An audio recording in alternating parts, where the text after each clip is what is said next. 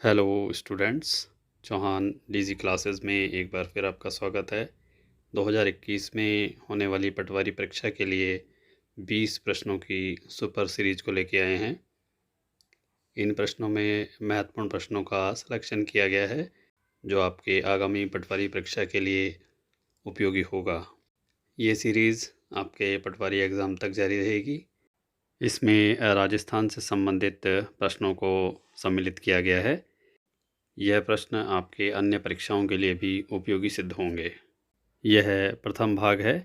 आगे और भी पार्ट आएंगे, आप लगातार इसे देखते रहिए।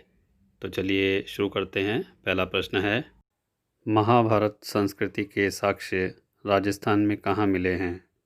इसका उत्तर है मत्स्य क्षेत्र। प्राचीन मान्यताओं, खोजों और सभ्यताओं के आधार पर कहा जा सकता है कि राजस्थान में महाभारत संस्कृति के प्रमाण बैराट क्षेत्र में मिले हैं। बैराट को वर्तमान में विराटनगर के नाम से जाना जाता है। यह जयपुर ज़िले के अंतर्गत एक तहसील है। यहाँ भीम डोंगरी, भीम तालाब आदि प्राप्त हुए हैं। इसीलिए ऐसा माना जाता है कि अज्ञातवास के दौरान पांडवों ने विराटनगर के राजा के यहाँ शरण ली थी। बैराट या विराटनगर महाजनपद काल में मत्स्य क्षेत्र की राजधानी था। मत्स्य क्षेत्र के अंतर्गत जयपुर, अलवर और भरतपुर का क्षेत्र आता है। विराटनगर जयपुर से 85 किलोमीटर दूर अलवर शाहपुरा मार्ग पर स्थित है। ऑप्शन में दिए गए योद्धे क्षेत्र गंगानगर और हनुमानगढ़ का क्षेत्र आता है। गौड़वाड़ क्षेत्र लूनी नदी के बहाव का क्षेत्र है और मालव क्षेत्र टोंक के आसपास का क्षेत्र माना जाता है। दूसरा प्रश्न है, बाप्पा रावल के पिता का नाम क्या था? इसका उत्तर है नागादित्य। बाप्पा रावल मेवाड़ वंश के महान योद्धा और शासक हुए हैं जिन्होंने अपने समय में अरबों को भारत से खदेड़ा था। पाकिस्तान का रावलपिंडी शहर बाप्पा रावल के नाम से ही जाना जाता है। बाप्पा रावल ने रावलपिंडी में अपनी सैनिक छावनी बनाई थी। ऐतिहासिक प्रमाणों से पता चलता है कि बाप्पा रावल सिंध और कंधार तक विजयी अभियान किए थे। प्रतिहार वंश का शासक नागभट्ट प्रथम बाप्पा रावल का समकालीन था। बाप्पा रावल ने पहली बार नागभट्ट के साथ मिलकर के एक विशालकाय सैनिक तंत्र की स्थापना की थी। बाप्पा रावल का वास्तविक या मूल नाम कालभोज था। तीसरा प्रश्न है, चौबीसा हिमालय जैन मंदिर कहाँ है? इसका उत्तर है नागौर। इसकी स्थापना डीडवाना के शासक यशोवर्मन ने की थी। इन्होंने जैन धर्म के विद्वान श्रीदत्त सूरी से उपदेश ग्रहण किया था। चौथा प्रश्न है, गणेश्वर सभ्यता का काल कौन सा है? इसका उत्तर है 2800 ईसा पूर्व। यह सभ्यता सीकर जिले की नीमका थाना तहसील में है। इसका विकास कांतली नदी के तट पे हुआ है। यह एक अंतः प्रवाहित नदी है। अंतः प्रवाहित नदी वह होती है जो किसी समुद्र या खाड़ी में जाके नहीं मिलती है। यह सीकर जिले में ही लुप्त हो जाती है। गणेश्वर सभ्यता को ताम्रयुगीन सभ्यताओं की जननी कहा गया है क्योंकि यहाँ से जितने भी उपकरण, पात्र और औजार मिले हैं वह सभी तांबे से निर्मित हैं। कुछ मृद भांड भी मिले हैं जो काले नीले रंग के हैं, जिन्हें कपीशवर्णी कहा गया है। इस सभ्यता की खोज और उत्खनन का कार्य रत्न चंद्र अग्रवाल के द्वारा 1977 में किया गया था। उनके साथ ही उनके सहयोगी विजय कुमार ने भी सहयोग दिया था। पांचवा प्रश्न है, राजस्थान में निम्बार्क संप्रदाय की दूसरी पीठ कहाँ है? इसका उत्तर है उदयपुर। इस संप्रदाय की प्रधान पीठ या प्रथम पीठ सलेमाबाद अजमेर में है। दूसरी पीठ उदयपुर में स्थापित की गई थी। निम्बार्क संप्रदाय को राजस्थान में लाने का श्रेय परशुराम देवाचार्य को जाता है। परशुराम देवाचार्य जी ने मथुरा से आकर सलेमाबाद अजमेर में निम्बार्क पीठ की स्थापना की थी। इनसे संबंधित एक विशिष्ट बात यह है कि तत्कालीन शासक शेरशाह सूरी इनसे मिलने आया था। इन्हीं के आशीर्वाद से उसे पुत्र की प्राप्ति हुई थी जो बाद में इस्लाम शाह सूरी के नाम से प्रसिद्ध हुआ। शेरशाह सूरी ने ही अपने पुत्र के नाम के आधार पर यहाँ का नाम सलेमाबाद रखा था। इससे पहले इसे परशुरामपुरा के नाम से जानते थे। निम्बार्क संप्रदाय को हंस संप्रदाय भी कहते हैं। यह द्वैताद्वैत सिद्धांत को मान्यता देता है। इस मत के अंतर्गत राधा कृष्ण की युगल रूप में पूजा की जाती है। छठा प्रश्न है, वंश भास्कर के अनुसार परमाणु की कुल देवी कौन सी है? इसका उत्तर है गजानन माता। गजानन माता को राजस्थान में सच्चिया माता के नाम से जानते हैं। इसे ओसिया माता भी कहा जाता है। यह परमाणु की कुल देवी है। साथ ही ओसवाल, पंवार तथा सैन समाज के द्वारा इसे अपनी कुल देवी के रूप में पूजा जाता है। वंश भास्कर सूर्यमल मिश्रण के द्वारा लिखा गया है। इसमें उन्होंने बूंदी के हाड़ा राजाओं के इतिहास के साथ साथ उत्तरी राजस्थान के राजाओं का भी इतिहास लिखा है। इसी के अंतर्गत उन्होंने परमार वंश की कुल देवी को गजानन माता या सच्चिया माता कहा है। सच्चिया माता के मंदिर का निर्माण परमार वंशीय शासक उपेंद्र के द्वारा 9वीं सदी में किया गया था। इसे उत्पल राज के नाम से भी जाना जाता है। दिए गए ऑप्शनों पर विचार करें तो अंबिका माता का मंदिर उदयपुर में, नागनेची माता का मंदिर जोधपुर में और सुगाली माता का मंदिर पाली में है। सातवां प्रश्न है, मेवाड़ में दास प्रथा और अस्पृश्यता का उल्लेख करने वाला कौन सा शिलालेख है? इसका उत्तर है रसिया की छतरी का लेख। यह शिलालेख 1274 ईस्वी का है, चित्तौड़गढ़ किले के अंतर्गत है। इसमें नागदा और देलवाड़ा के स्थानों का उल्लेख किया गया है। इसमें मेवाड़ के बाप्पा रावल से लेकर के नववर्मा तक के शासकों का उल्लेख है। इसी के अंतर्गत ही अस्पृश्यता और दास प्रथा का भी उल्लेख किया गया है।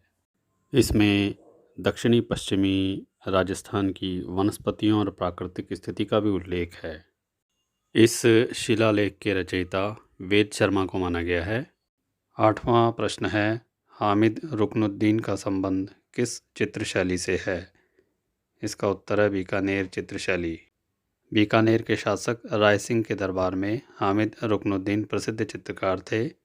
इन्होंने आला गीला पद्धति या आराइश पद्धति को भी चलाया था।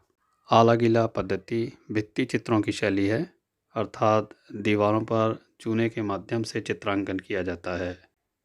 इसे फ्रेस्को ब्रोनो पद्धति भी कहते हैं। नवां प्रश्न है, मारवाड़ क्रांति संघ की स्थापना किसने की थी? इसका उत्तर है लालचंद जैन।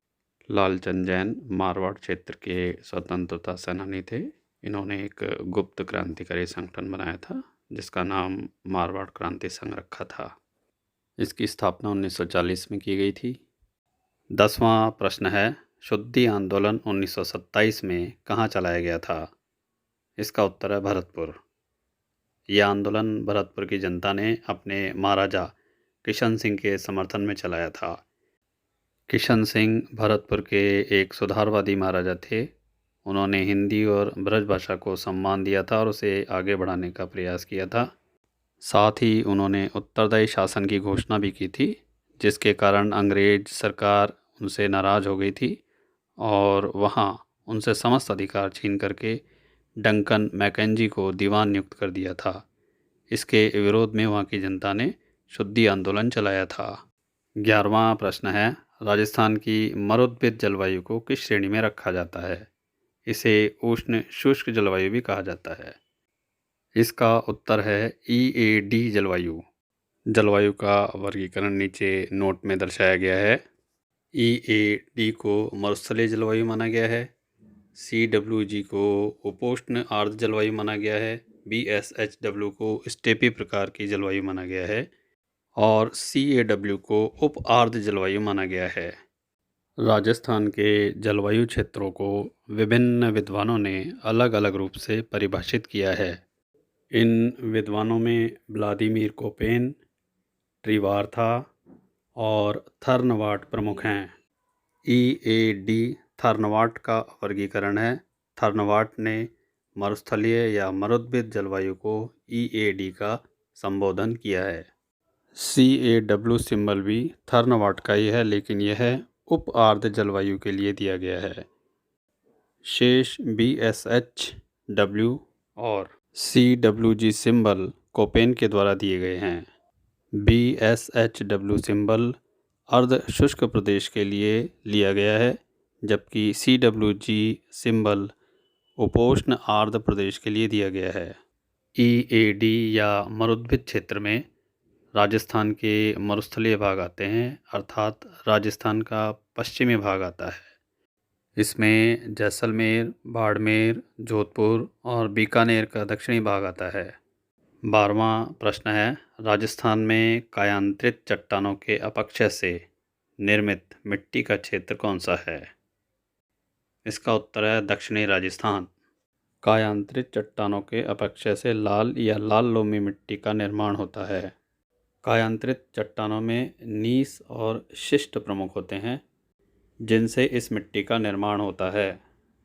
इस मिट्टी का रंग आयरन ऑक्साइड के कारण लाल होता है, इसीलिए इसमें चूना, लोहा और एल्युमिनियम की मात्रा सर्वाधिक होती है, लेकिन नाइट्रोजन और फास्फोरस की कमी होती है। उर्वरकों का उपयोग करके इसमें मक्का, रागी और कपास का उत्पादन किया जा सकता है। नेक्स्ट 13 प्रश्न है, राजस्थान में कौन सा कृषि जलवायु क्षेत्र सबसे छोटा है? इसका उत्तर है 4th बी। राजस्थान को 10 कृषि जोन में बांटा गया है। इन कृषि जोनों के लिए रोमन संख्या में सिंबल निर्धारित किए गए हैं। इसी में 4th बी क्षेत्र या जोन सबसे छोटा क्षेत्र कहलाता है। यह 1.72 मिलियन हेक्टेयर का है। यह क्षेत्र दक्षिणी राजस्थान में आता है, जिसके अंतर्गत उदयपुर, डूंगरपुर, बांसवाड़ा, चित्तौड़गढ़ जिले सम्मिलित हैं। इस क्षेत्र को आर्द्र दक्षिणी मैदानी क्षेत्र कहा जाता है। यह कृषि जोन मक्का, चावल, ज्वार और काले चने के लिए उपयुक्त है। राजस्थान का सबसे बड़ा कृषि जोन अगर बताना चाहें तो ऑप्शन में 1C है। यह 7.7 मिलियन हेक्टेयर का है। यह अति शुष्क आंशिक सिंचित क्षेत्र कहलाता है। इसमें जैसलमेर, बीकानेर और चूरू जिले आते हैं। यह इसमें अतिरिक्त जानकारी दी गई थी, जिसका आप लोगों को ध्यान रखना चाहिए। एग्ज़ाम में बड़ा क्षेत्र भी पूछा जा सकता है। 14वां प्रश्न है, वन रिपोर्ट 2019 के अनुसार राज्य का सर्वाधिक झाड़ी क्षेत्रफल वाला जिला कौन सा है? इसका उत्तर है पाली। वर्ष 2019 की रिपोर्ट के अनुसार पाली के अंतर्गत सर्वाधिक झाड़ी पाई गई हैं। इस रिपोर्ट के अनुसार लगभग 324 वर्ग किलोमीटर क्षेत्र में झाड़ियां हैं, इसीलिए पाली प्रथम स्थान पे है। जयपुर दूसरा जिला है जिसमें सर्वाधिक झाड़ियां हैं। उदयपुर वन क्षेत्रफल और वन प्रतिशत दोनों की दृष्टि से नंबर 1 जिला है। प्रतिशत की दृष्टि से 23.51% वन क्षेत्र है, जबकि हनुमानगढ़ में सबसे कम 1 वर्ग किलोमीटर झाड़ियां हैं। 2019 में जो रिपोर्ट जारी की गई थी वो 16वीं वन रिपोर्ट थी। इसे भारतीय सर्वेक्षण संस्थान देहरादून के द्वारा प्रत्येक 2 वर्ष पर जारी किया जाता है। वन रिपोर्ट 2019 के लिए रिसोर्स सेट 2 उपग्रह का उपयोग किया गया था। यह उपग्रह 2011 में छोड़ा गया था। 16वीं वन रिपोर्ट 2019 के अनुसार राजस्थान के 16 जिलों में वन क्षेत्रों में वृद्धि पाई गई है। 15वां प्रश्न है, उष्ण कटिबंधीय पतझड़ वन राजस्थान में कहाँ पाए जाते हैं? इसका उत्तर है मध्य पूर्व राजस्थान। ये वन प्राय नदी घाटी क्षेत्रों में पाए जाते हैं या नदी वाले क्षेत्र में पाए जाते हैं जहाँ जलोढ़ मिट्टी होती है। इन वनों की ये विशेषता होती है कि ये एक बार वर्ष में अपने पत्तों को झड़ा देते हैं, इसीलिए इसे पतझड़ वन कहते हैं।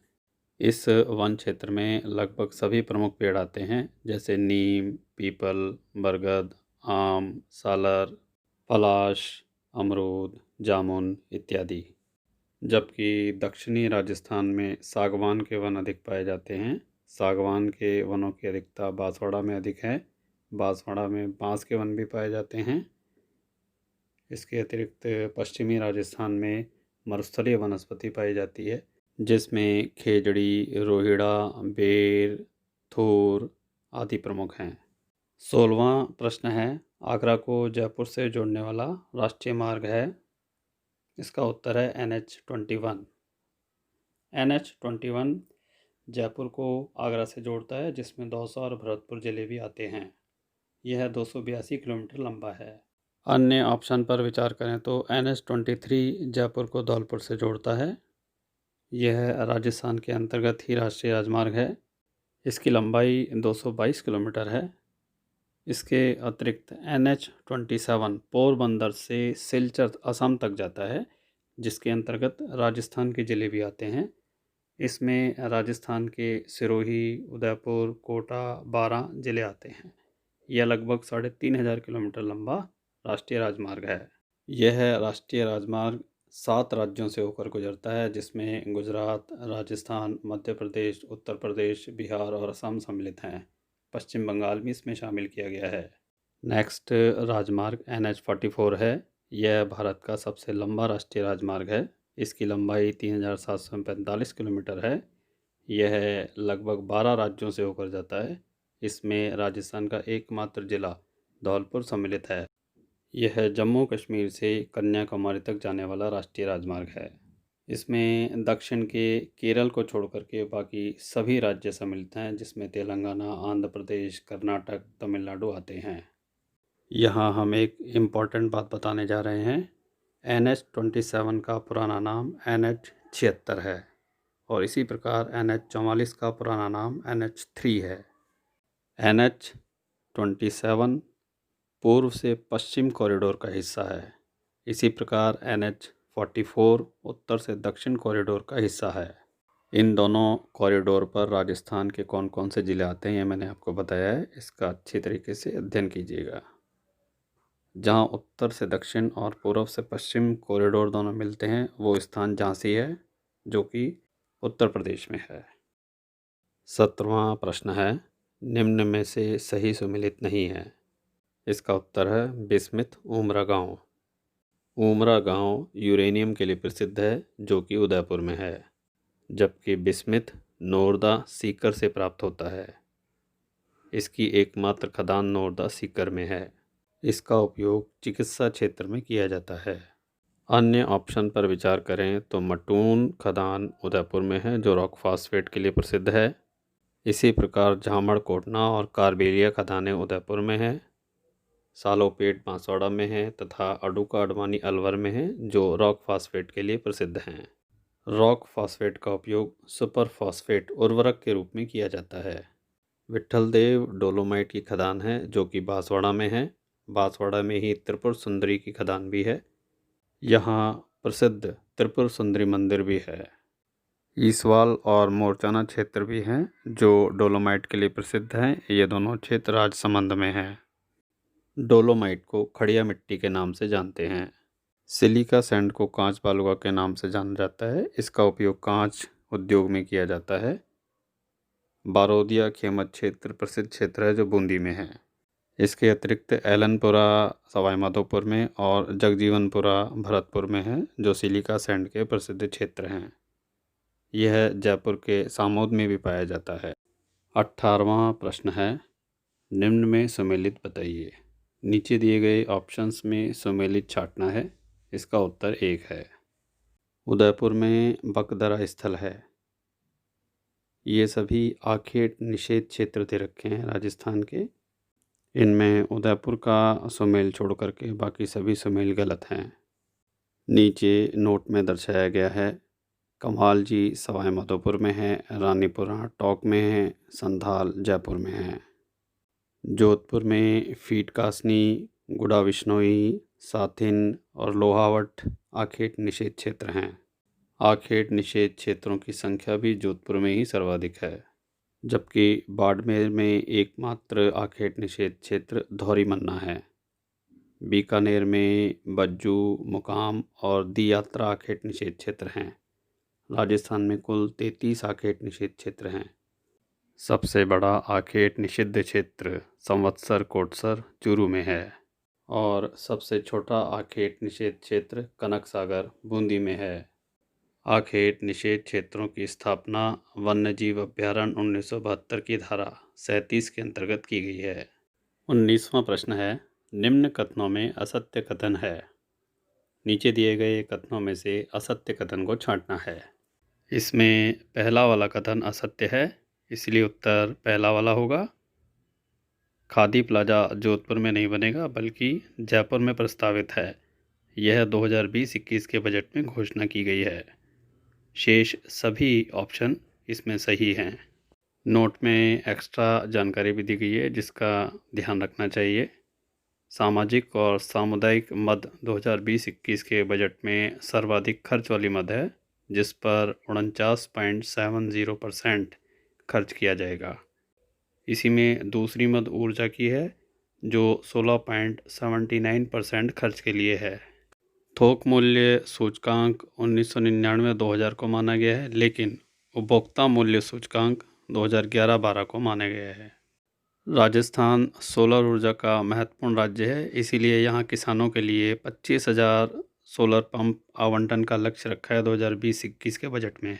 किसानों को सोलर पंप आवंटित करना कुसुम योजना का पार्ट है। कुसुम योजना केंद्र सरकार की योजना है, जिसके अंतर्गत किसानों को सौर ऊर्जा से चलने वाले पंपों को वितरित किया जाता है। 20वां प्रश्न है, राष्ट्रीय बागवानी मिशन के अंतर्गत चयनित जिले कितने हैं? इसका उत्तर है 24 जिले। राजस्थान में बागवानी मिशन कार्यक्रम 2005-06 में स्टार्ट किया गया था। यह 10वीं पंचवर्षीय योजना में शुरू किया गया था। इसके अंतर्गत फूल, फल, सब्जी और बागानों के उत्पादन में वृद्धि पर बल दिया जाता है। इसमें केंद्र और राज्य सरकारों की भागीदारी है। केंद्र सरकार का 85% और राज्य सरकार का 15% हिस्सा है। 2020 में राष्ट्रीय बागवानी मिशन के अंतर्गत लक्ष्यों की पूर्ति करने में सवाई माधोपुर जिला प्रथम स्थान पर रहा है। ये 20 प्रश्नों की सुपर सीरीज़ थी, जो आगामी पटवारी परीक्षा के लिए बनाई गई है। इसके अतिरिक्त अन्य वीडियोस भी डाले गए हैं, उन्हें भी आप देखिए, वे भी आपको आगामी परीक्षाओं में उपयोगी सिद्ध होंगे। आगे हम करंट अफेयर्स और पटवारी के और भी वीडियो डालेंगे। अन्य सूचनाओं और इन्फॉर्मेशन के लिए आप कमेंट बॉक्स में लिख सकते हैं। बेल आइकन को अवश्य प्रेस करें ताकि नई नोटिफिकेशन आपको शीघ्र मिल सके। वीडियो देखने के लिए धन्यवाद।